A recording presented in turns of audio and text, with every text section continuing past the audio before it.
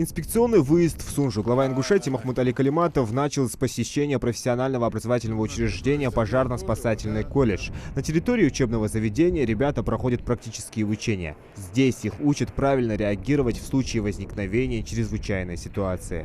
Очень хорошая база у вас. Это учебная башня, вот там тренируются на скалодроме ребята. Вот они сейчас будут вытаскивать оттуда человека, тренировка проводят они.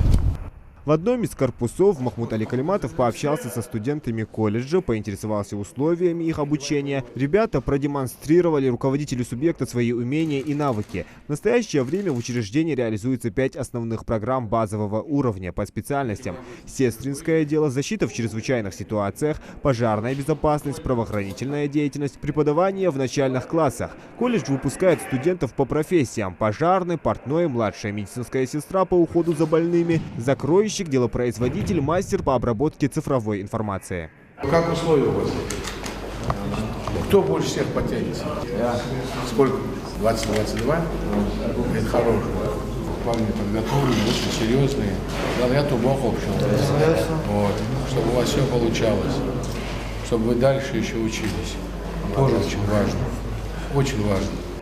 В будущем руководство колледжа планирует создание у себя на территории физкультурно-оздоровительного комплекса и специализированного полигона для проведения практических занятий. Далее руководитель региона посетил школу номер 2. Глава Ингушетии пообщался с учащимися, ознакомился с образовательным и воспитательным планом обучения, а также поинтересовался школьными проблемами. Несмотря на то, что образовательное учреждение рассчитано только на 420 посадочных мест, в настоящий момент в нем учатся более 900 детей. По словам директора школы Мовлатхан Парижевой, из-за перегруженности в кабинетах дети здесь обучаются в 2 смены. После обеда занятия посещают ученики начальных классов, а их около 200. Махмуд Али Калиматов заверил учеников и руководство школы, что власти региона рассмотрят возможность оказания помощи для строительства нового корпуса.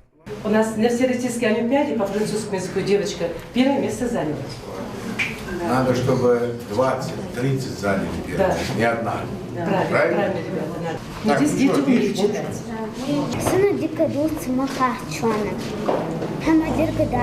Язык свой надо хорошо знать. Тогда и другие языки будете знать хорошо.